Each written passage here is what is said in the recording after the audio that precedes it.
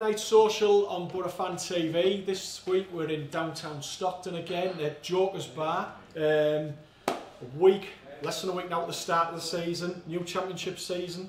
Welcome to the show, lads. Plenty to talk about tonight. It was obviously the last game and a half of the pre-season fixtures. Transfer window, which seems to be causing a lot of controversy at the minute and a lot of debate. We're also going to chat about our hopes and fears for the coming season. Who we think might go up, who might go down, where we think the Boro will finish, and a quick little look at the game at Millwall, first match at the new Den at the weekend. So then, lads, like I say, a lot to fit in. First of all, Friday night, bit of a damp squib in more than one way. The Sunderland game. I think the weather was more of a talking point than what actually happened on the pitch. Good signing, our best signing so far, I would have said. What did you make of it? Did you think it was a bit of a strange one, first of all, playing Sunderland, having a local derby as a pre-season game? What did you make of that? I don't know what was going to benefit us or Sunderland. Yeah. Obviously, there was a massive police presence. I don't know whether that's cost to the club. Mm-hmm. You know what I mean? And like you say, it was treated as a category 1 game. Yeah. I honestly don't see what they were going to get out of it, whether it's because we don't have a derby this season and wanted to give a bit back to the fans. But like you say, it was nice to have a friendly at home. Yeah. But like you said, I was just a bit dubious with the opposition. Yeah. Do you think in a way it was one way maybe looking at it is maybe to get us a bit battle hardened, ready for a game like Millwall on Saturday where there will be tackles flying in, or do you just think that's just trying to think of a reason for why the game was brought ahead? Yeah. I think playing low league teams is a real good way of getting your team combative and get them ready to battle, because the low league team just naturally wants to beat the team in the league above them. Yeah. So like Guesty said there, it's a strange one, Sunderland. We might as well have played Newcastle in a bigger local derby friendly if we were going to, if it was on the offing. But yeah, I think it's benefited them more than it has us. When you look at other championship sides who we're going to be competing with, derbies and teams like that, they've been playing Premiership. Premier League or foreign opposition. Like you say, I don't get why we've gone below and stayed below. Yeah. Do you not think the friendlies in a whole have been a little bit kind of up here and down here? We go on Germany and come back and play Spennymoor, and then we play Accrington and Rochdale. Then we've got the Sunderland, like you say, the half, and by all accounts they were the better team anyway. Yeah. Which is it doesn't seem to be much kind of kind of planning. It's been a bit underwhelming, I think, hasn't it, as a whole, the whole pre-season? Disappointing for me, I think, the pre-season. You know, I really expected more from Boro, and you know, when we went away from Accrington Stanley, that game alone for me is a game that got me really worried about our squad. You know, I said in my interview, I said I'm really worried. Again, I got criticised for it, but it's like, well, you know, we didn't. You can only say what you say. But from the Accrington game into the Sunderland game, I seen no change in the way we played and the way we approached it. And again, I don't know if that's because the place for it's just a friendly or whatever. Yeah. But they should never think that, should they? Like you were saying there. But do you think the way things are starting to come out, materialise this week with the likes of Bamford? There's talk of Gibson in Leicester, having talks with Leicester. Obviously, there's been the talks with Adama Traore. Pulis's hands have been tied, really.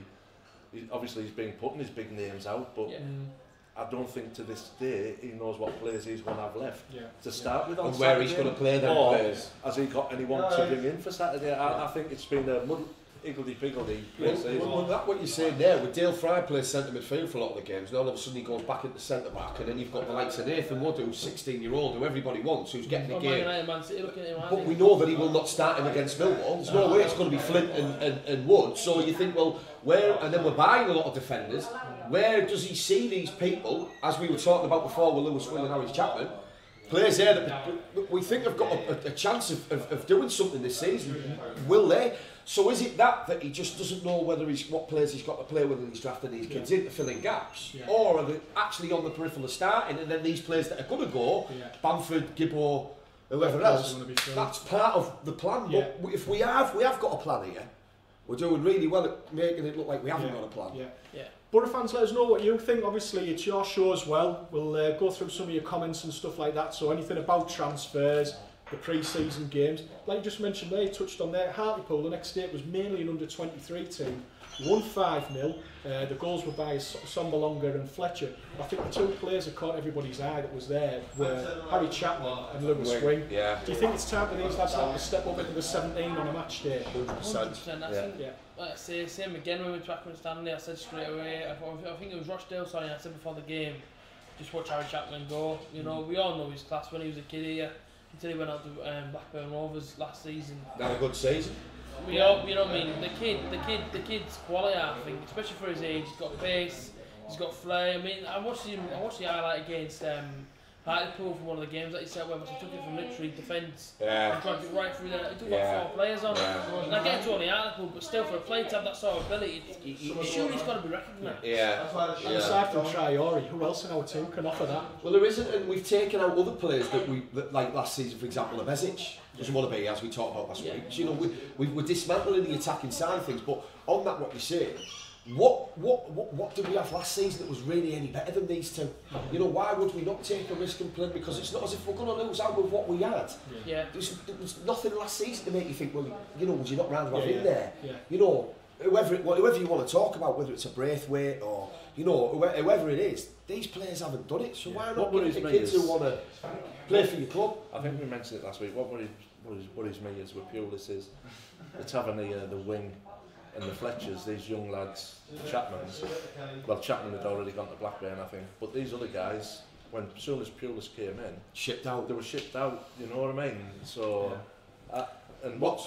I like wing. I do. I think he's got a lot of potential. Yeah, really don't score that many goals at low league, and he's always football. Good range of passing, and he looks like someone who every time he gets a ball, he looks up and he's looking for a forward. And he's positive. That's it. That's the thing. And I think we've missed a lot of that in midfield, as we were talking about Clayton before off camera, and talking about how slow everything is when he gets the ball. And we kind of knew that from last year. And yet we aren't looking at using these types of players and thinking, well, actually, what's the worst that could happen? You know, we're not gonna be any less of a team. I don't think. No, he's definitely worth taking a chance on. And since that game on Saturday, the big news that's really broke is Patrick Bamford.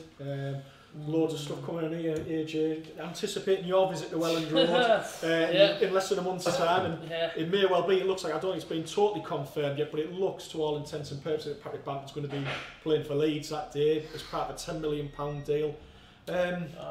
I'll give you a first shout on this. What's your view about him going to Leeds? It's a head scratcher. I don't get why we've done it. I'll be completely honest. I mean, before the start of the season, I said I'd like to see two up front, and the two would have been Ashley Fletcher and Patrick Bamford. It just made sense. And then we're hearing things about apparently he isn't going, but apparently he's signed. You know, all these sort of things. Until we see him in the Leeds United shirt, I guess we won't probably know if it's done or not. But if he does go, I think it was massively the wrong decision. You know, I thought he still had a lot to offer. We've got the likes of Rudy Gustetti, we know Pulis loves, and I don't know why, because the guy's sick now for half a season. Yeah. Then you got Son Belonga who, he scored a hat-trick on Saturday, but is that the only hat-trick he's going to score for 4 months? He's not consistent. Ashley Fletcher, for 12 million as well. Exactly, we don't know if he's proven at this level, whereas Patrick Bamford came in last season, slight look or not, but he scored in every other game for like so long. And I think if you're going to get rid of a proven goal scorer, who, let's not get it wrong, in 2015, he was a Championship Player of the Year. Get rid of Son Belonga.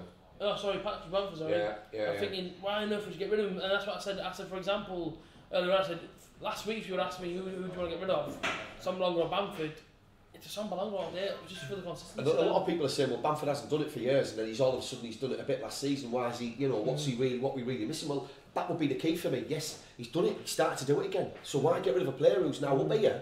And say, well, I'll tell you what, it doesn't matter what you did for us last year. With every type of finish, mind you, it's not just a one-trick pony, this kid, where he's just a Jordan Rhodes, for example, who has to be in a certain place. This guy can finish with both feet from anywhere, and he's confident. Callum Vose is supporting your view there, AJT. I think me and Guesty were having a bit of a chat before, and my thing with Bamford is, I don't doubt he's a good footballer, but I don't think he's a striker, I don't think he's a number 10, and I don't think he's a wide player, and for me, at the end of the day, I don't mind him as a footballer, but I think if midfield, possibly. But I think if he was any good, he'd be going with the greatest respect to somewhere better than Leeds United, and there'd be clubs falling over themselves to sign him, and people aren't. And I just think if Tony Pulis is in charge, he's going to want to set up the team a certain way. And he's had half a season. He's seen Bamford, like you say, he did it for half a season for us last year. He contributed, yet he still thought, I don't fancy this lad in the team. But he's got to be allowed to bring in the people he wants to fit in his formation. I don't think Bamford does. Well, you were saying there before when we were talking about how Waghorn's now on the radar, and Waghorn's not a better player than Bamford in my opinion, but he's a way of playing that would suit Pulis. So I see what you're saying. I just think we're kind of putting ourselves into a position where we've got one style of playing again, and as we found out against Villa, who were average, we can't change things. Sorry to interrupt you. I look at Bamford, right? I look at Bamford as a player who left us, who didn't want to stay with us because we didn't get promoted, and then he went through. Grass wasn't green. He went to Palace, didn't he? He went to Norwich. He went to club after club, couldn't score after club. He didn't get a game for none of them. There was only one club going to take him back. One manager taking him back was Karanka, because Karanka, obviously, he took him on loan from Chelsea in the first place, and it was, for me, he was Karanka's go-to guy for us to get goals. He was our main source of goals that season. He was a different player when he come back, and I was really surprised when he come back. My lasting memory of Bamford's when he goes is I was over the moon for him the day he scored against Southampton, and that lad celebrated on his own. Not one player. When he scored his one and only Premiership that's goal, right, he did, didn't he? And he celebrated not one place, on his own. You're right. We were getting stuffed, he scored, and he was over the moon. But for me, I've never been a Bamford lover. Yeah, he scored, what, 10 goals, 12 goals last season? Yeah, but it was 12, it was the manner in which he scored for me. That was what I saw. I sort of thought what you're saying is right, but I just thought as he turned the corner, you know, as he. Well, he's had that many clubs. Every club must have thought that as he turned the corner. I still think he's the same player. Chelsea let go. But I just didn't see him do what he did for us, for Burnley, Norwich or Palace. He never got the chance. He got a few games at Norwich. These players didn't like these. And Norwich got a few games, yeah. But you're right, he celebrated on his own. He didn't score for Norwich. Let me ask. He didn't do nothing. Let me ask you this though. Then is it maybe a personality thing? It could be. Is he just maybe one of these guys that just doesn't seem to fit in with the rest of your crew? Well, he said that he loves it, didn't he? That's why he came and back. He seems to think you see a lot of stuff on social media with him, with other players, and he seems to get on with them great and stuff. I just think it's a funny one. Where do you fit him in a team? And definitely. The other thing is, not as a squad player, guys. Would you not have him as a squad player? Maybe as a squad player, but it's maybe a case of like James said, it reminds me of Rooney when Ronaldo and Tevez and all them. How did you fit Rooney into that jigsaw puzzle? When Rooney, you know what I mean? Like James has said, how do you fit Bamford into our team? Well, we because saw him. He's not a striker. He's not a winger. I don't even think he's a number 10. No, I don't think he's a number 10. And I don't even think he's an attacking midfielder. I think he's a... I don't know what he is. We saw him play attacking midfield under Monk, didn't we? When he scored, I can't remember who it was at home. He scored a goal where he took it from deep and he scored and he created it. It was the first goal he scored in ages. I can't think who it was. Yeah, at home he fired it in from... He came on as sub, fired it in. Played in midfield. I see what he's saying, but also the flip side of that for me is, if he hasn't got one specific position, then that means he covers a few. And undoubtedly the guy can finish, because none of us can deny that. Well, it's Leeds' problem now anyway, isn't it? Well, the Leeds supporter is saying it's interesting how your opinions are changing about Bamford. All I'll say is the facts are, he came in, he had a great season, we didn't get promoted, he left us the season after we got promoted, he wasn't in our squad. He came back and scored 1 goal in the Premier League, and last year, like I say, he did well after Christmas, don't get me wrong. You can't fluke that. Pulis has seen him and has still thought, I don't fancy him in the team because he doesn't fit us. I hope he does well, because as a lad, I don't hold a grudge against him, and I hope he does well. I've just got a feeling that as Boro fans, we've probably seen the best of him. So I don't think he's just going to be one of those lads that's just not going to fulfil his potential. He's no more. Obviously, he started he's a good Chelsea. footballer. He's a good footballer, but... Yeah. I say, man, if he does go, his greatest memory for me is scoring a hat-trick against Leeds. That was the best thing he ever did, in my opinion. That hat-trick against Leeds was... I just think if they've decided to go for Bamford over Vidra, well, that tells you something. Down, it did, but I think that it could have carried. I think there was more journey in that. I just think that this guy, I just think we'll be surprised. Which is my opinion. I wouldn't let him go. I would have let him go if we'd have had a queue of people coming in. Yeah, but we haven't. In the current state we're in, we can't. That's the other thing for me. You know, Vidra's only worth 10 million. He's worth 10 million. Well, he's another one, Vidra, though, where he's hitting this. For 10 million. Surely then you go to Derby. Okay, with Bamford's going for 10.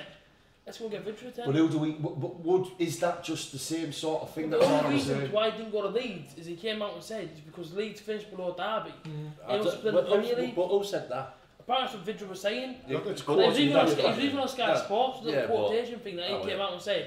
£11 million got accepted, everything was accepted.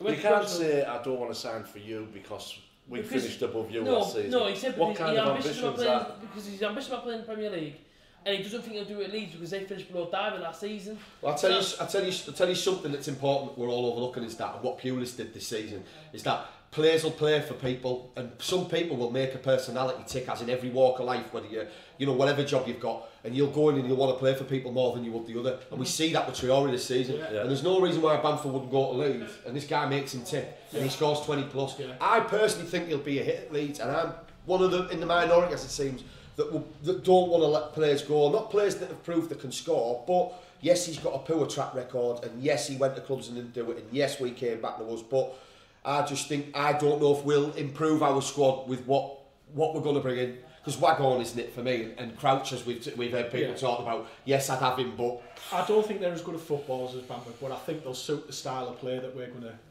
play next season. Which is quite direct, isn't it? Quite sort of get it up, quick turnover. So, like you say, I'd have Crouch as another attraction down Red, instead of the Red. Someone else to climb. That's all he's good for. Yeah. And then the other thing from Friday night's game, talking about transfers, obviously Adama Traore situation, which has thrown a total spanner in the works now in picking up the injury. It was planned. It's come out today apparently that Wolves had made an offer and it wasn't the £18 million that we were looking for. Which would you guys sell him for less than that? Would you guys let him go for a minimum fee, or would you think he's worth 30 million? If he's got a release clause, there's no negotiation. Oh no, but even if people are saying he's not worth that. For me, I think he's double that. And when he's on it, and I think he's a £30 million player. I don't think there's anything out there. After watching Spain in the World Cup, they were crying out for something like that man to move that team forward. So I don't think there's anything out there at the moment. Totally agree. I don't know if you lads have heard when this clause was put in place in terms of when it was, because if it was this time last year, I could understand why someone maybe said 18 million, because I would never have thought he was going to be £10 million player this time last year. But if it's been put in since the end of the season or after, it's poor. Then you think, well, you're selling us a bit short there. Great point there, and I think that whenever that contract was re-signed there, I've looked at it and thought, yes, potentially, yes. But even still, if he has got that potential, he should be a £25 million release clause. 18's kind of somewhere in open between, isn't it? Could we get it? We're not sure, is it? We don't know. So then if we get that, we've done all right. We've done all right, Go on, you've seen them buying him. You're crazy. But then if he's touching what he did last season, as you said there, frightening. Go around the table then quickly, do you think, and we'll go to Rob as well, do you think he'll still be here at the end of next week? I'll answer last because I still need Rob, to think that go on, Rob, put your into it straight away. I think that injury's stopped the moving. That's where we're at. It's a blessing. I do. I would agree with that. I think if he hadn't got an injury, we would be waving goodbye to him, because I think somewhere along the lines he would want to go and play in the Premiership. And he's definitely got to go for his own benefit, because, like you say, he got called into the Spanish squad. Totally agree with that. You know, for a taster. It's obviously for the lad's own ambition. Yeah. Injury apart, I still think he'll be here. I think he'll be. Andrew Mason's put here, if Traore goes as well, we'll be absolutely knackered next season unless they pull the fingers out in the transfer market. That Ojo, he's not coming back. Just going to mention that there, he's one of the ones that's been mentioned as coming in as being Ojo. So what do we know about Ojo? What we know about Ojo is I'm sure he went out on loan at Bournemouth. Was he in James Bond? He went out on loan at Bournemouth and did now. He was at Fulham last year. He's been at Fulham, right? Now he's got a £10 million price tag on his head, because Liverpool are thinking, well, if we get that for him, like we're saying about Traore, if we get that for him, great, because they've got a quality squad, obviously Liverpool. But for me, I think it's another one of these where you just throw money at average players. And I don't think, like I said, mentioned earlier to you guys about there's kids out there, Nelson, Smith Rowe, Arsenal, are two brilliant players, and I'm not exaggerating. Go watch them, guys. They're in the International Cup. Go watch them. They're playing against top class opposition, and it ain't just that friendlies. They're playing Bayern Munich, they're playing Barcelona. I would rather not go. Charlie Austin was another one we mentioned today. 15 million for a guy who can't stay fit. One goal and he's out for a season.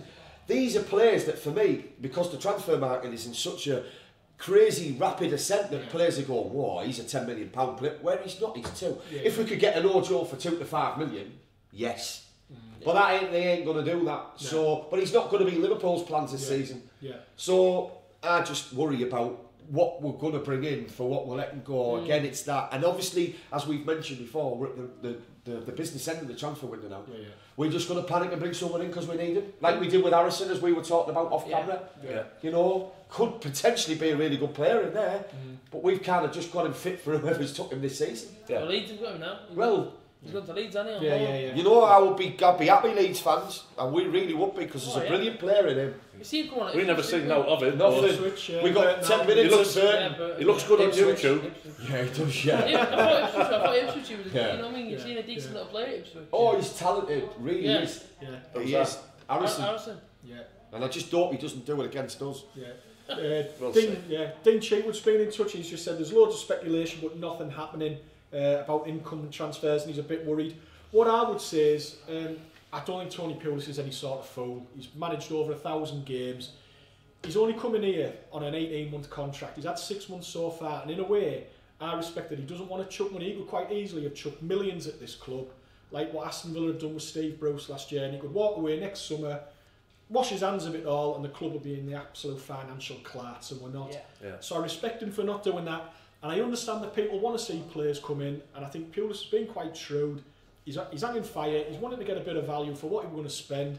We spent a bucket load of money last year, it got us nowhere, and I just think he doesn't want to mortgage our club's future, and I can see why he's doing that. You could spend 30 million in this transfer window, and it guarantees you absolutely nothing. I just don't see the point. And like you just said there, Foxy, about Ojo, £10 million, Charlie Austin, £15 million. Where does it end? No, you're right. You could waste a bucket load of money here. That is a fair point. And again, but the way I'd look at that is if we have the right people looking for the right places in the right places, we would have had players in by now. And it isn't about, for me, well, we gambled last year, so we're not going to gamble with you, because they're two different people. I think you're right what you're saying. You don't just throw money at these average players like we're talking about. But there's players out there, we just can't ever seem to find them, and then they end up at another club and we think, well, where have you got him from? It's that for me that worries me. It's not the fact that he won't spend or he ain't spending, it's putting the money in the right places. But we've said it for a while, I don't know how good our scouting system is, I don't know where this all is anymore with recruitment, with coaches and stuff, and it's not just to say it to find something to moan about, it's that there's a problem somewhere, and logically you cross that chain. Where is it? It's not hard to find a good player with the right people and scouts, having a good scout who knows what he's looking for, and I don't know what that's like behind the scenes. So yeah, not spending 10 million Ojo, but I guarantee we will look now and see clubs in this league who bring players in, as Forest are doing, and you think, oh, he's good. There's a lot of talk on James Morrison coming back, isn't there? Yeah. I've seen that about 5 times. Where are we going with that, really? I know. I've seen one with David Wheater's coming back. Honest, isn't Stuart Ripley driving him here? Honest, I've seen David Wheater's coming back. David Wheater, I mean, you might as well just not bother. Watch it on teletext again if we're going to do that. We're getting a lot of Leeds fans contribute to the show tonight. Appreciate you watching, taking part. Like I say, welcome your views. And in fairness, like I say, maybe not so much the band one, but I think they've made a few shrewd sense. Barry Douglas from Wolves.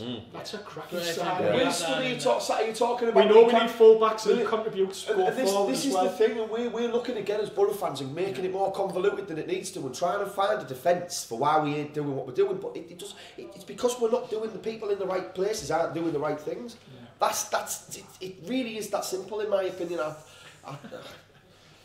Yeah, well, we're not marching on together though, lads. We're not having that. But anyway, that's a step too far, Leeds fans. I mean, we welcome every comment, but come on. I don't want to hear that rubbish on here, lads. So anyway, just to lighten the mood a bit further, I thought we'd just mention about the upcoming season. Go around the table and we'll Rob as well. We'll look at which 3 teams you think are going to go up, which 3 you're going to go down, and where you think Boro finish in the league next season. Last? You can go last. Tell you what, want to go. If you want, I'll do mine first, because I did mine earlier on and I knew we were going to do this. I've just thrown this on you, lads. I've put us to finish 4th. I think we'll finish slightly better than next week, but I think we'll be a playoff team again. I've got Derby and Villa to go up. I think Villa, because they haven't lost the players, Bruce is still there. I still think they'll be there, and I think Derby will have a good season. I've put us down to the 3rd spot. I don't know whether that's heart rolling head or whatever, but I've put us down to the 3rd spot. And then for the 3 going down, I've put Wigan, Bolton, Rotherham. No offences, guys, but I just think they might be the 3 that struggle. Anyone else want to go next? Yeah, I'll go. Boro to finish. I think we'll just scrape into the playoffs again. Right. And then I can see, and we were talking about it earlier, about a team that just come from the offside. I think Notts Forest and Notts Forest and Villa will go up. Right. Playoffs. Swansea or Stoke, right? You know what I mean? Swansea, obviously for the new manager who seems to know what he's doing. But yeah, I fancy Karanka's done what he done at the Boro and brought a load of players in. And to go down, I think Blackburn, Wigan and Rotherham, the three that come up. We're ruining North West Yorkshire here, but I mean, we've got to be honest. And that's Tony Mowbray's. But it's all about backing, isn't it? They've had a trouble there for a while. Is it the Venkeys at Blackburn? They took them down.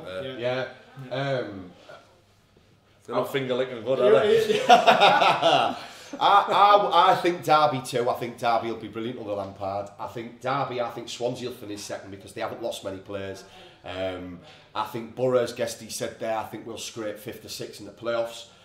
With a late run, I think we'll be poor for a while. But then, as you said, their teams to come from nowhere. I think Forest will be up there all year, but I think somebody along the lines of maybe, I think there'll be a surprise package in there. And I just, as much as people probably will disagree with it, Sheffield United are a team to watch for me. They've still got the right man, they haven't lost anyone. They've got a real good nucleus of players there. Or, as much as I hate to say it, Leeds.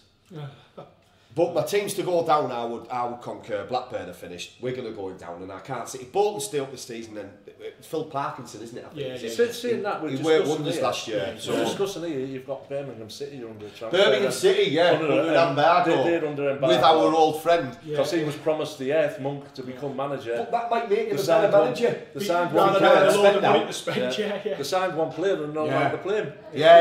I mean, isn't Jota still there? Is Jota still there? He's a player that I would maybe look at as a Boro player, Boro manager. Rob, well, to go up, I think it's going to be Forest, no question in my mind, they're going up. Automatic.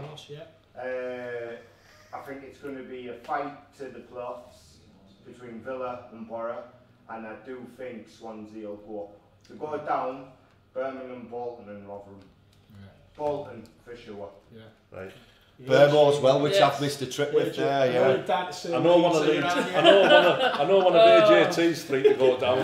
The thing is, but we're all marching on together. the thing is for me is I don't want to put Boro in the playoffs because we can't win at Wembley. So just go 7th then. The best outcome. Well, let's say before the season started, I think it was pretty much before the World Cup started and all that, and everyone gets the predictions in. I put Stoke to win the league. And I think they've got a decent shout. So they have got a good squad. At this current time right now, we've still got decent players in the team. I mean, for instance, we've still got Jack Butland in goal. Charlie Hatton. And they've still got a decent championship centre back in Ryan Shawcross. Yeah. So I still think, at this moment in time, that they've got a decent team. So I want to put Stoke to win it. Of course I want to put Boro to come second. I'm praying that we can do something like Cardiff did last season. And if it means scraping 1-0 here and there, even if it means being sloppy, but getting the victory, I'll take. Cause I don't want to put players because I know for a fact we don't win at Wembley. We've got to get to Wembley first. That's the thing. I don't want another season of disappointment, but I do think Nottingham Forest will win inside the playoffs. Because I say, man, people pointing out to me, Rob, Guesty, everyone else, they said, how good they really are. When I've looked at their team, you got to say, Crank has done it in this league. He knows what it's like to go to Wembley and lose. If he has to go to Wembley again, then players aren't losing for him. And to go down, well, Leeds are going down. I don't care who they sign. Leeds River. They are a dead club. Leeds under 23s. They can have Messi and Ronaldo in the team, and they're still going to get relegated just because of Leeds. I love how you're stalking this right back up fresh. Why not? So Leeds will be down there. It'll be live at Ellen Road around about September. We've got a special show coming tomorrow. Do you want to tell them? I will tell them in a sec, but listen, Leeds will finish 24th, and I'd be surprised if they even get 1 point in this division. I think Wigan will go down, and I think Rotherham will go down. I'd love to see Boro v Villa in a playoff game again next season where we pummel them 5-0 and we win at Wembley, because I think that's like England with a penalty shootout. We put all that to bed then, come up on a storm. It could happen. I'll tell you what, we'll have a look back at this in May. Let's see how stupid we are. I think we already know. Do you know what? We'll probably win the league, won't we, now we've sat here and said this? We won't be unbeaten till Christmas. I love that. I think the big thing is what's going to happen in the next 10 days or so. That'll have a major bearing on what's going to happen in terms of the transfers and stuff. So I'm getting my transfer calendar out, like at Christmas, and I'm opening the days already to see what players are behind them doors. Yeah. So you've got a show tomorrow night then, mate? Yes, show tomorrow night. I believe it's Leeds TV. One of the guys coming down here. And we're going to have a chat. It's going to be interesting because he wants to talk to me about Leeds and that, which is no problem. I mean, I don't like to talk about him the dead, so I won't try and be disrespectful too much tomorrow night about his dead club. But listen, I'll have a conversation on Leeds. Talk about Ellen Road. We can talk about the interview and them positive things that I made about their club. Right. Should be worth watching. Trust me. Yeah. And crash helmets are available at the door. You don't want to miss it, man. 7 o'clock tomorrow night on this channel. I'll be sat here. We'll have the Leeds fans sat here. They'll both have seat belts on as well. Yeah, man. Feel free to come over. It's completely free to watch as well. So trust me, you don't want to miss it. So lads, before we finish, we'll have a quick look at the game on Saturday with Millwall. I don't think we could have been given a much tougher start, to be honest, going there. Really I think that game at the end of the season at the Riverside will be still fresh in their memories when we beat them 2-0. Good start, I think. Stopped them getting the playoffs. But in a way, do you think it's a good test for us to go there first of all? Yeah. I would like to get one out of the way early, Millwall away, because of course we've seen it last December when we played and they battered us at their place. Do you know what I mean? You know what I mean? And they're a really good home side. Yeah, very really good home. It must be one of the best home teams in Europe. It's much of a stretch with the way they are at home. But they're really well set up, aren't they? It's a good gauge to where we're at as well, with whoever we bring in this week. If we do, it's a good gauge. They've been very settled in the summer. I know they've brought in a couple of players. They've brought Ben Amos in on loan, and they've brought Murray Wallace, defender from Scunthorpe. So they haven't changed much. They've still Meredith up. Yeah, Cooper's still there as well. Let somebody go as well recently. I was reading this week, a striker. But not a lot of changes, so you know what you're going to get. It's going to be a tough game. They're going to come at us 100 mile an hour right from the kick-off. The players play for the manager. The manager's well respected. He's been there a long time, so it's going to be a really tough test for us. Do you think we're capable of withstanding the pressure and the high not game that they're going to come at us with?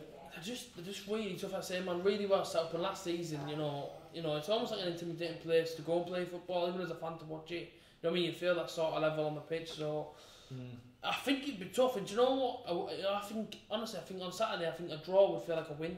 I'd be happy with a draw, I'll be honest.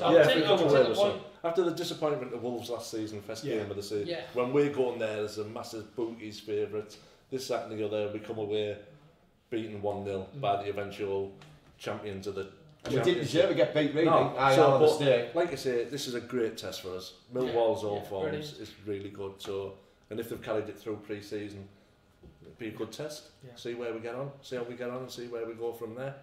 Good stuff. I think we're conceding goals, aren't we? I think they'll definitely score, but it depends on, as we've said about attacking influence, where we're at next week. But I think they'll definitely score. So I'm just going to be optimistic and go 1-1, but I really do think it'll be 1-0 Millwall, and I hope I'm wrong. But I'll take a 1-0. Honestly, I would take a point. 100% take a point. Rock hard. Yeah. Well, thanks again, lads, for the show tonight. It's been a good chat. We've had lots to talk about. I'd like to thank Jokers here for hosting the programme tonight here and having us here. They're open 7 days a week, 10 till 9. They're going to be open for all Boro games as well next season with food on and stuff like that. And pints are £1.90 all day, so get yourselves in here. Might need it after a few games and stuff like that. And we'll also be doing tomorrow's show from here as well, so get yourself down. So that's on tomorrow. And just another thing, if you want to get in touch with us about we're considering for this season the Monday night games, which are on some of the big games that are on maybe in the Premier League, having a show on while the game's on, and we're going to be chatting about it. So let us know if you're in favour of that going on for next season. Like I say, keep in touch with us through the week. There's going to be previews on before the game on Saturday, and the lads are going to be at the match on Saturday. Get yourselves involved, contribute. It's your programme, your station. If you want to have a chat with the lads after the game or before the game on Saturday, you'll be able to do that. Don't forget to like, subscribe, our Twitter, Facebook, YouTube platforms. Get yourselves involved. Till next Monday, from us all here at Jokers in Stockton, good night and up the Boro. Up the Boro.